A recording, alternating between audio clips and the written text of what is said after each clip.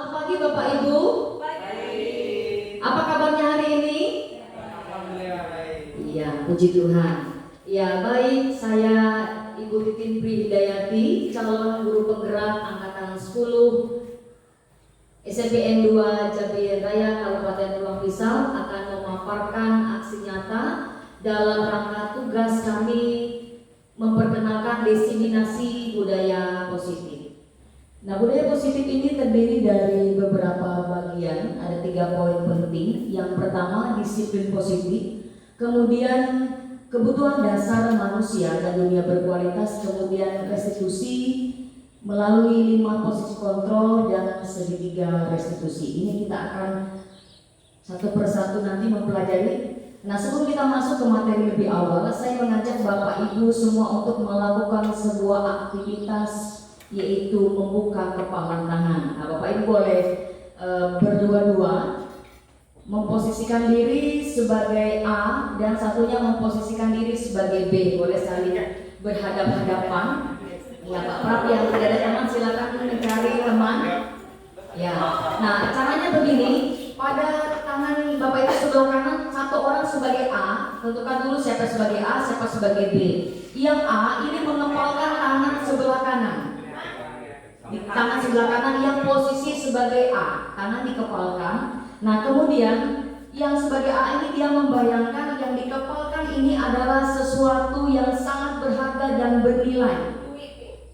Nah, ya boleh terserah. Jadi apa yang ibu bapak ini kan dalam pikirannya apa yang jangan ini. Kemudian posisi sebagai B, dia ini akan berusaha meminta supaya si A ini membuka kepalan tangan.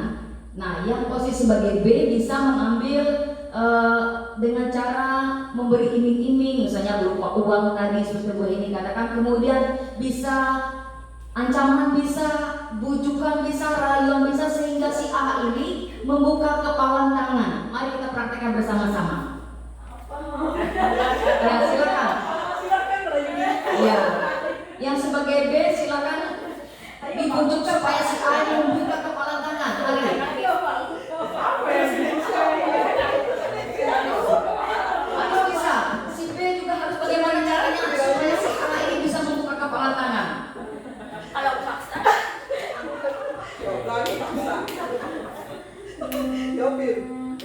Ada yang bisa berhasil membuka kepala tangannya? Gak ada. Oke, ya. Artinya sama-sama dijaga supaya cuma berbalik. Yang tadi posisi A menjadi posisi B, yang posisi B menjadi posisi A. Sekarang coba.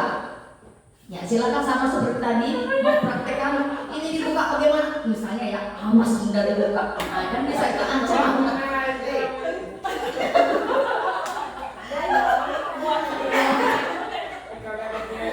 Oke. Ya, berarti tidak ada yang membuka yang baik. Kita akan mendiskusikan bersama dari kegiatan itu tadi. Nah, yang posisi Bapak Ibu sebagai A atau B tadi membuka kepala tangan Anda tadi? Tidak. Tidak, apa alasannya? Apa ya? Ya, karena memang dipertahankannya itu hak saya. Ya, terima kasih Bu Dati. Kemudian pertanyaan kedua, apakah A atau B itu menuntut kepala tangan Anda tidak? Langsung sana kenapa? Silakan. Karena yang ada di kepala tangan ada sesuatu yang sangat berharga buat saya. Oke, terima kasih tepuk tangan buat Bu Ari dan Bu Dati. Nah, artinya di sini adalah Bapak Ibu dalam kegiatan ini yang punya posisi kontrol itu siapa? Si Si A, iya, yang mempertahankan. Nah, apakah si B tadi bisa nggak membujuk tadi? Tidak. Nah, artinya yang punya posisi kontrol adalah diri kita sendiri. Sekalipun kita diiming-imingi tadi dengan uang, tadi bilang bahwa ini ternyata masih kita mempertahankan karena kita menganggap sesuatu yang kita pegang adalah sesuatu yang berharga. Nah, itu juga dengan pendapat Dr. William Glasser ini, dia mau meluruskan beberapa miskonsepsi tentang makna kontrol. Nah, di sini ada 4 makna kontrol. Yang pertama, ilusi guru mengontrol murid. Nah, kemudian yang kedua, ilusi bahwa penguatan positif, efektif, dan bermanfaat. Lalu yang ketiga, ilusi bahwa orang dewasa itu memiliki hak istimewa. Lalu yang keempat, ilusi bahwa kritik dan membuat orang merasa bersalah dapat menguatkan karakter. Nah, pada dasarnya, ibu-ibu semua bapak-bapak, bahwa kita ini seringkali tidak bisa memaksakan sesuatu kepada murid. Tetapi seringkali kita lakukan, kita mampu melakukan sesuatu. Kenapa? Karena posisi saat itu kita adalah sebagai pengontrol daripada murid. Sebenarnya suka tidak suka, murid harus mengikuti apa yang kita mau, karena dalam hal ini yang mengontrol adalah guru. Nah, kemudian tadi penguatan positif atau bujukan adalah bentuk-bentuk kontrol tadi.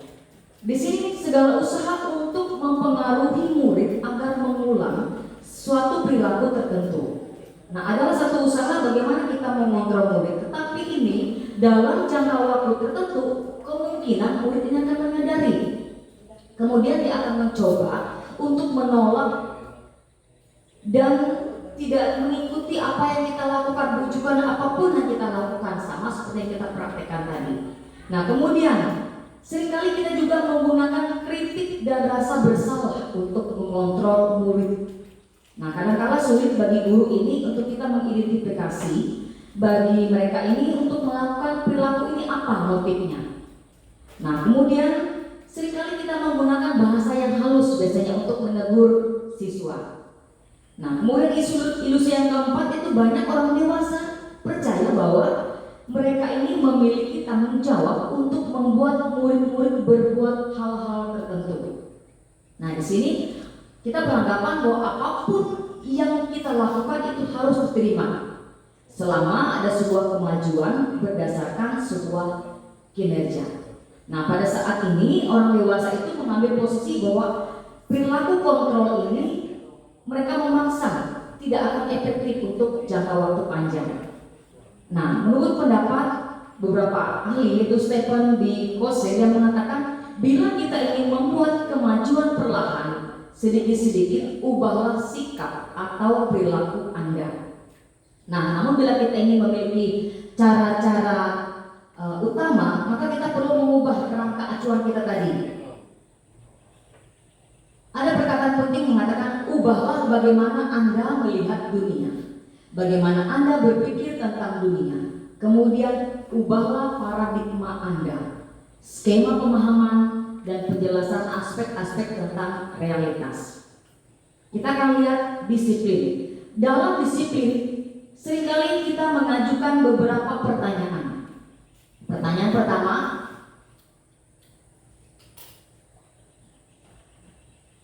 mengapa kita melakukan segala sesuatu? Nah, yang kedua, bagaimana kita berperilaku? Lalu, apakah kita melakukan sesuatu karena adanya dorongan dari lingkungan atau dorongan dari yang lain? Atau tadi kita melakukan disiplin itu untuk mendapatkan uang. Nah, kemudian pernahkah kita melakukan sesuatu untuk mendapatkan senyuman atau pujian dari orang lain?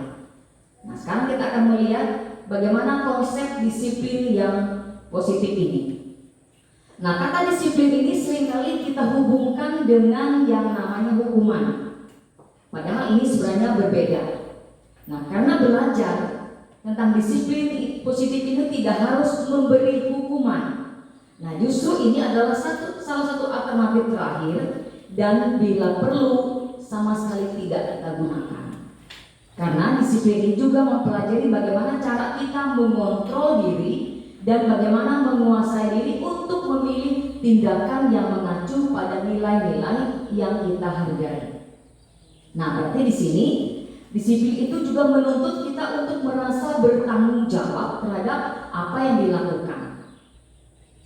Kemudian kita akan lihat menurut pendapat Bapak Pendidikan kita, dia mengatakan bahwa pertanggungjawaban itulah selalu menjadi sisihannya hak atau kewajiban dari seseorang yang pegang kekuasaan atau pimpinan pada umumnya. Nah, artinya tidak lain ialah orang tadi harus mempertanggungjawabkan dirinya terhadap sikapnya, terhadap tingkah lakunya dan segala hak dan kewajibannya.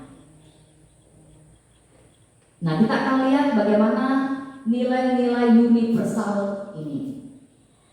Dari nilai-nilai ini maka kita bisa membentuk siswa-siswi kita memiliki profil pelajar Pancasila. Kita ketahui ada beberapa profil pelajar Pancasila. Yang pertama yaitu beriman, bertakwa kepada Tuhan Yang Maha Esa dan berakhlak mulia. Kemudian ada sikap mandiri, ada bergotong royong, kreatif, kebinekaan global, dan bernalar kritis. Nah, kita akan lihat bagaimana tujuan mulia dari penerapan disiplin positif ini, itu supaya nantinya agar terbentuk siswa-siswi kita berdasarkan profil pelajar Pancasila yang memiliki karakter, yaitu berdisiplin, santun, jujur, peduli, bertanggung jawab, dan merupakan, ini yang paling penting ya, merupakan pembelajar sepanjang hayat sesuai dengan standar kompetensi lulusan yang kita harapkan. Nah, kemudian kita akan lihat ada teori motivasi. Nah, bagaimana 3 motivasi perilaku manusia? Nanti kita bisa pilih kita masuk motivasi yang mana gitu. Nah, yang pertama adalah motivasi kita untuk menghindari ketidaknyamanan atau hukuman. Kemudian untuk mendapatkan imbalan atau penghargaan dari orang lain.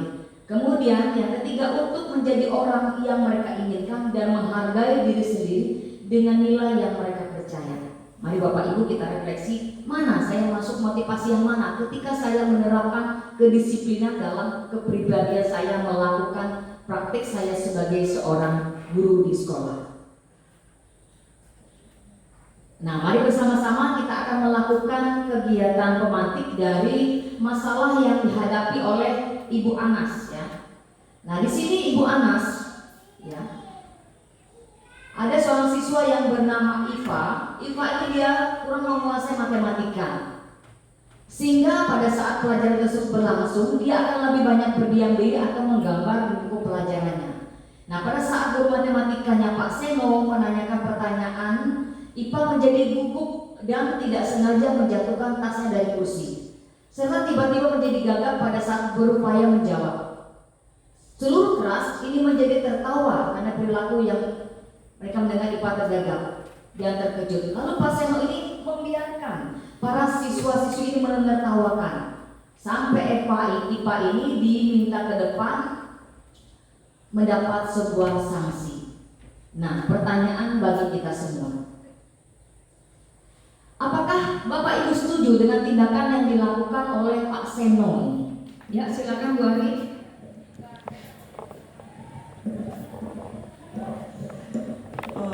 Kalau menurut saya pribadi, tindakan Pak Seno ini saya tidak setuju. Kenapa? Karena dari tindakan Pak Seno ini seolah-olah IPA ini menjadi orang yang tidak tahu apa-apa, akhirnya dipermalukan, seperti dipermalukan, ya. Nah, sehingga akhirnya IPA akan merasa rendah diri, mentalnya jatuh. Nah, itu yang saya tidak setuju. Seharusnya kalau Pak Seno ingin bertindak baik, Pak Seno harus menanyakan pelan-pelan, kenapa IPA sampai seperti itu, apa alasannya. Nah, kalau menurut saya itu. Ya, terima kasih Bu Ari. Ada lagi yang ingin menambahkan? Jadi harapannya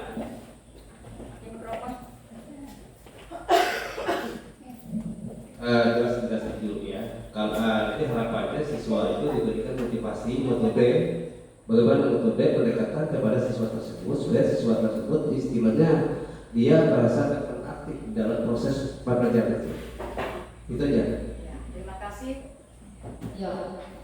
Baik, untuk pertanyaan yang kedua, menurut Anda tindakan Pak Seno terhadap IPA adalah sebuah hukuman atau konsekuensi? Mengapa? Silakan Bapak Ibu ada yang menjawab? Ya, silakan Bu Yuriko. Terima kasih.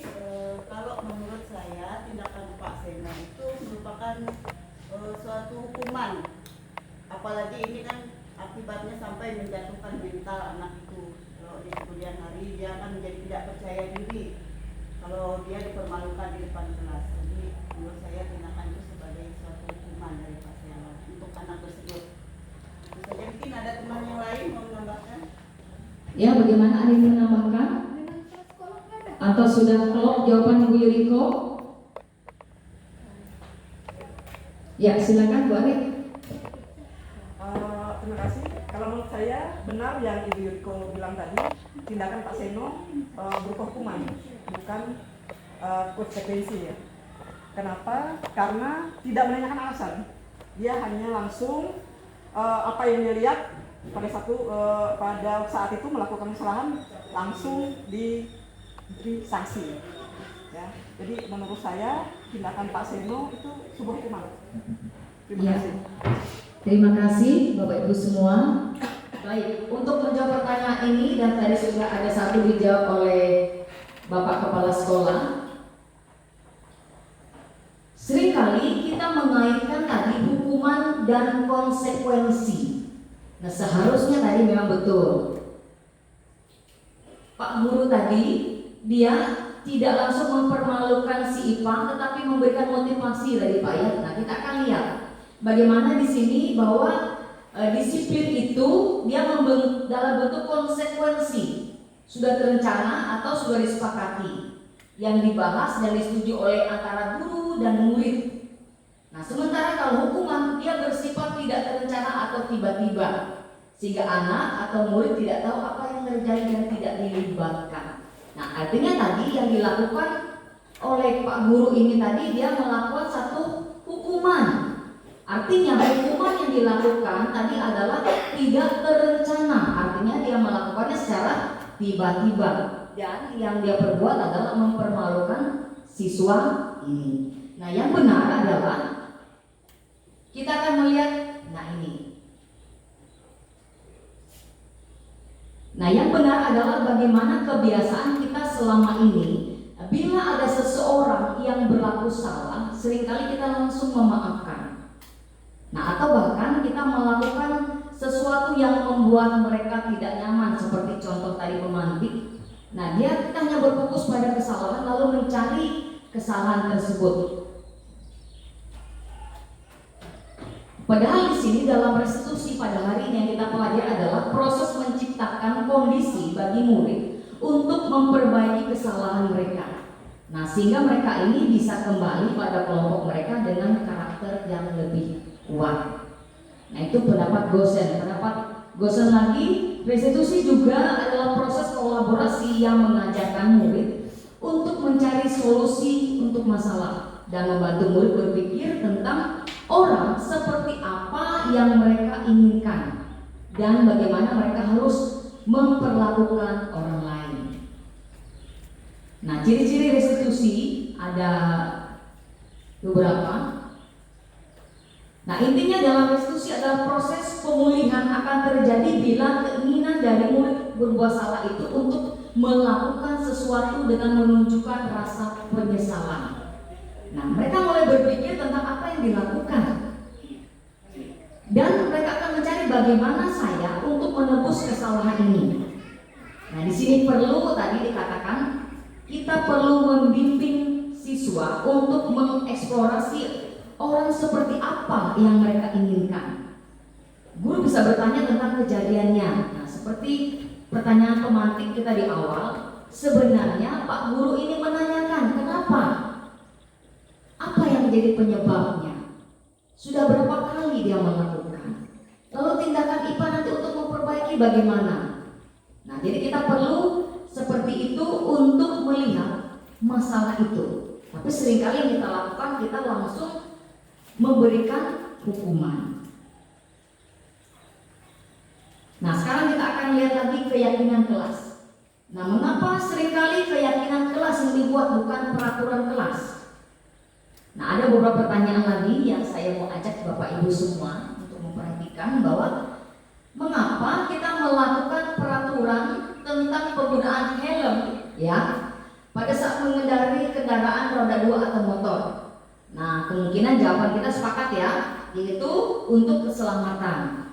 Kemudian yang kedua, mengapa kita memiliki peraturan tentang penggunaan masker dan mencuci tangan setiap saat? Kita sepakat mungkin jawabannya adalah kesehatan dan keselamatan. Apalagi beberapa waktu kemarin kita diserang sebuah virus yang mengharuskan kita menjaga keselamatan kita masing-masing. Baik, dalam menyusun keyakinan kelas, nah ini sangat penting sekali supaya kita mempunyai aturan yang jelas ketika kita memberi konsekuensi kepada murid. Nah, seperti mungkin ada beberapa teman yang sudah melakukan keyakinan kelas. Nah, keyakinan kelas itu tidak harus kita menggunakan bahasa yang sulit dimengerti oleh siswa. Nah, cara kita membuat adalah kita bisa mengumpulkan siswa kita khusus dalam kelas itu sendiri untuk bercurah pendapat atau berbagi pendapat. Apa yang mau kita kerjakan, apa yang mau kita sepakati bersama, lalu mencatat hasil kesepakatan tersebut. Dan kalimat yang kita gunakan haruslah kalimat positif. Nah, kemudian ketika sudah terbentuk, baru nanti kita meninjau kembali apakah itu cocok tidak dengan kosakata yang ada. Nah, kemudian bila sudah, kata-katanya pun tidak jauh dari berkisar 3-7 prinsip atau keyakinan. Karena kalau terlalu banyak, kita akan kesulitan mengingat, kemudian dan akibatnya akan sulit dijalankan karena terlalu banyak. Seringkali kita harus mengingat beda ya. Keyakinan kelas dengan tata tertib itu beda. Karena keyakinan kelas ini bisa kita buat berubah-ubah sesuai dengan kesepakatan. Mungkin dalam satu semester dalam kelas itu seperti tidak efektif, kita bisa memperbaharui lagi. Jadi bisa terus kita perbaharui. Nah, contoh dari keyakinan kelas itu ini ada beberapa. Di sini selalu bersikap positif, kemudian senantiasa menjadi diri terbaik, kemudian percaya dan menghormati orang lain serta barang miliknya, lalu berkomitmen terhadap setiap tugas dan senantiasa membantu. Inilah contoh singkat daripada keyakinan kelas. Tapi Bapak Ibu bisa menggunakan kata-kata yang lain. Yang tadi acuannya adalah menggunakan kalimat positif. Nah, kemudian selanjutnya kita akan lihat bagaimana kebutuhan dasar manusia dan dunia berkualitas. Yang pertama adalah bertahan hidup. Otomatis ini ya, ini adalah kebutuhan utama kita, bertahan hidup. Kemudian bagaimana penguasaan, kasih sayang, kebebasan, dan kesenangan. Kita akan lihat satu persatu. Nah, sebenarnya Bapak Ibu, ketika kita mendapatkan apa yang kita inginkan, itu sebetulnya kita sedang memenuhi satu atau lebih dari keinginan kita ini tadi. Ini tadi. Nah, misalnya satu dasar kita, kebutuhan dasar untuk bertahan hidup, kasih sayang, rasa diterima, kemudian kebebasan dan kesenangan, serta penguasaan ini. Nah, sekarang kembali saya mengajak kita untuk melihat pertanyaan pemantik. Nah, di sini adalah Ibu Ambar. Ibu Ambar ini dia seorang wali kelas 2A di SD Pelita Hati. Dia sedang bingung menghadapi ulah salah satu muridnya, Doni. Nah, beberapa anak di kelas 2A ini telah datang padanya dan mengeluhkan Doni yang seringkali meminta bekal makan siang mereka dengan paksa. Nah, jika Anda menghadapi situasi seperti Ibu Ambar ini, apa yang Bapak Ibu lakukan? Nah, menurut Bapak Ibu, kira-kira kenapa si Doni melakukan tindakan yaitu tadi meminta bekal makan siang mereka dengan paksa? Ya, silakan. Mari kita renungkan bersama-sama. Seandainya Bapak Ibu sebagai posisinya Ibu Ambar. Kalau saya sebagai Ibu Ambar, yang pasti menanyakan dulu ke Doni alasannya apa. Apa memang dia salah satu warga yang kekurangan, memang orang tuanya nggak mampu untuk memberikan bekal, atau ada alasan lain karena memang dia jahil atau apa. Jadi tahu dulu alasannya, baru kita cari solusinya kayak gitu. Oke. Ada lagi dari Bapak Ibu? Bagaimana si Doni? Ya, terima kasih. Menurut saya mungkin Doni ini membawa bekalnya yang itu aja. Mungkin dia merasakan yang punya temannya yang lain-lain tiap hari yang dibawa. Nah, itu aja. Terima kasih. Ya, terima kasih Bu Elni. Ada lagi? Ya, mungkin masalah masakan teman itu lebih Nah, itu dia. Ya, boleh jadi juga Bu Henia masakannya lebih enak dibanding punya Doni. Ya, tadi bekalnya hanya itu saja. Oke. Baik, kita akan lihat. Nah, dalam kasus Doni ini tadi, ya sudah benar di sebagian dikatakan Ibu Darmi, kita melihat posisinya ya Bu ya. Nah, di sini apabila tadi Ibu Ambar ini mendapat jawaban Doni karena ia lapar dan orang tuanya tidak membawakannya bekal makan siang, maka kebutuhan dasar yang sedang dipenuhi Doni adalah kebutuhan bertahan hidup.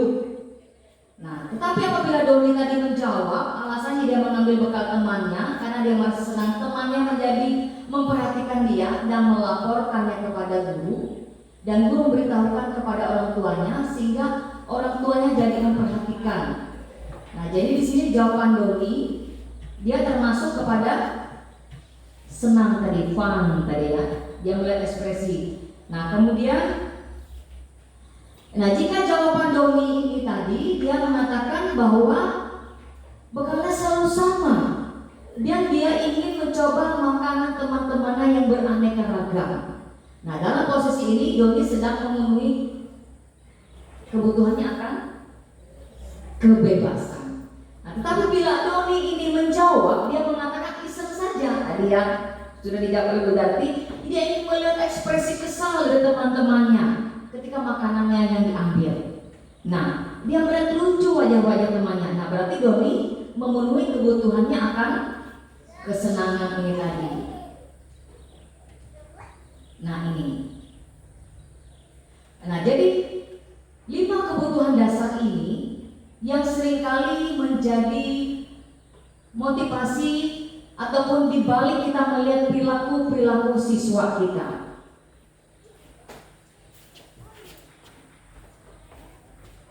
Nah, kemudian kita akan melihat posisi kontrol. Kita akan kembali melihat Bapak Ibu guru kita masuk yang mana selama ini. Nah, kita lihat yang pertama dulu, posisi kontrol sebagai penghukum. Posisi, betul tidak saya menyebutkan kontrol? Saya takut salah ya. Kontrol ya Pak Prof ya.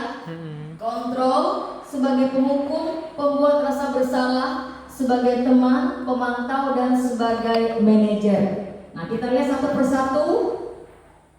Nah, sebagai penghukum pertama kali, seorang penghukum ini bisa menggunakan hukuman fisik maupun verbal ya kepada murid. Nah, orang ini akan menjalankan posisi penghukum. Nah, selanjutnya dia mengatakan bahwa sekolah itu memerlukan sistem atau alat yang dapat lebih menekan murid-murid lebih dalam lagi. Karena posisinya sebagai penghukum. Nah, kemudian di sini guru ini senantiasa percaya bahwa hanya ada satu cara pembelajaran itu bila berhasil. Dan seringkali pertanyaan yang kita gunakan adalah patuhi aturan saya atau awas. Nah, kemudian kamu selalu saja salah. Kemudian selalu pasti, selalu yang terakhir selesai. Ini kalimat penghukum ketika kita memposisikan diri sebagai penghukum. Nah, kemudian yang kedua, pembuat rasa bersalah. Nah, pada posisi ini biasanya suara guru itu akan bersuara lebih lembut. Nah, di sini posisi murid dia akan memiliki penilaian yang buruk tentang diri mereka, merasa tidak berharga dan telah mengecewakan orang-orang disayangi. Dan perkataan yang sering kita gunakan, ibu sangat kecewa sekali dengan kamu. Berapa kali bapak harus memberitahu kamu ya? Atau gimana coba kalau orang tua kamu tahu kamu berbuat demikian? Nah, kemudian posisi yang ketiga, sebagai teman. Sebagai teman ada hal negatif dan hal positif yang kita lakukan. Kita mulai dulu dari mana Bapak Ibu, hal negatif atau positif? Oke, kita lihat dulu dari hal yang positif. Nah, di sini beberapa hubungan baik terjalin antara guru dan murid. Nah, guru di posisi ini dia sebagai teman menggunakan hubungan baik dan humor untuk mempengaruhi seseorang. Nah, tapi ada hal negatifnya. Jadi posisi teman, bila suatu saat guru tersebut tidak membantu dia, siswa ini akan merasa kecewa. Ternyata ibu kok begitu ya. Saya pikir ibu teman, ternyata ibu tidak mendukung saya. Dan seringkali yang kita gunakan, pertanyaan ini yang kita menanyakan kepada siswa, ayolah bantu Bapak ya, atau ayo ingat tidak bantuan Bapak selama ini, atau ya sudah kali ini tidak apa-apa, nanti Ibu bereskan, karena posisi kita sebagai teman. Lalu yang keempat itu sebagai pemantau. Nah, memantau artinya di sini berarti mengawasi, ada peraturan dan konsekuensi tadi ya, seperti yang sudah kita bahas, peraturan dan konsekuensi yang kita lakukan ketika siswa itu menurut kita melanggar aturan kelas tadi. Nah, kemudian di sini juga mengadakan perhitungan catatan data yang dapat digunakan sebagai bukti atas perilaku seseorang. Nah, pertanyaan yang seringkali kita gunakan, peraturannya apa? Apa yang telah kamu lakukan? Atau sanksi atau konsekuensinya apa? Ini yang kita gunakan. Nah, kemudian yang terakhir sebagai manajer. Nah, di sini posisi di mana guru berbuat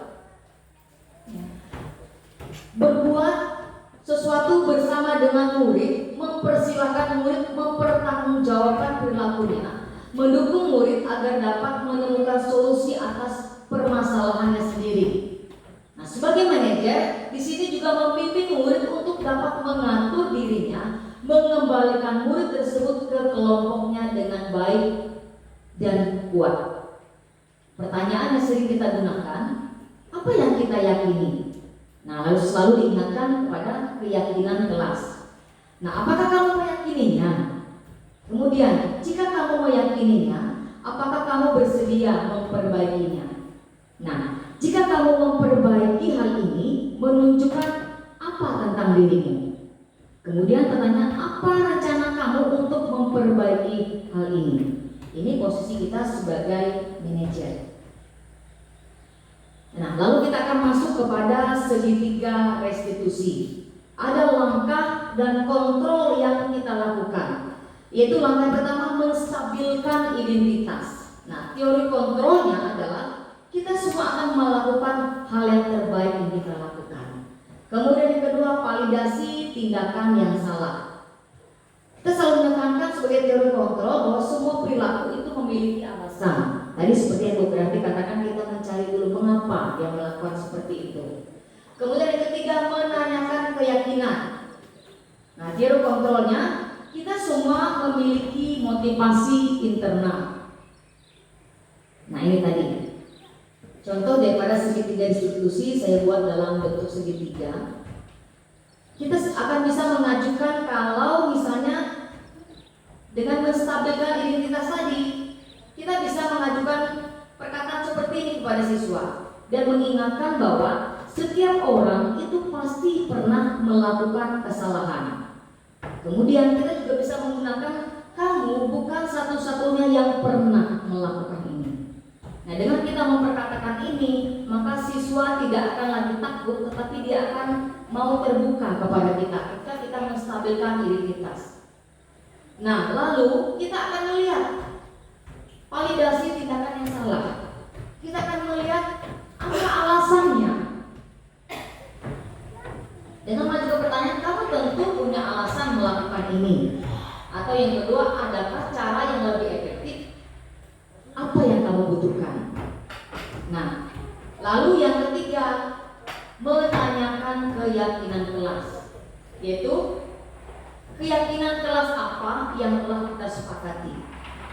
Lalu kamu mau jadi seperti apa? Nah, ini pertanyaan di dalam kita membuat segitiga restitusi. Nah, dari Bapak Ibu semua, ini yang dapat kami sampaikan tentang bagaimana kita melakukan budaya positif di dalam sekolah kita.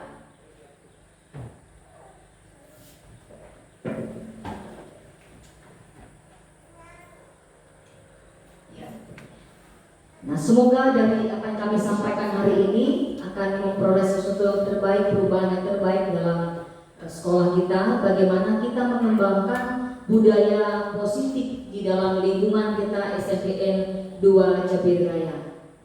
Kami dari calon guru penggerak Angkatan 10 mengucapkan terima kasih atas dukungan yang luar biasa dari Bapak Ibu ketika kami mempresentasikan aksi nyata diseminasi budaya positif. Atas perhatian Bapak Ibu sekalian, kami mengucapkan terima kasih.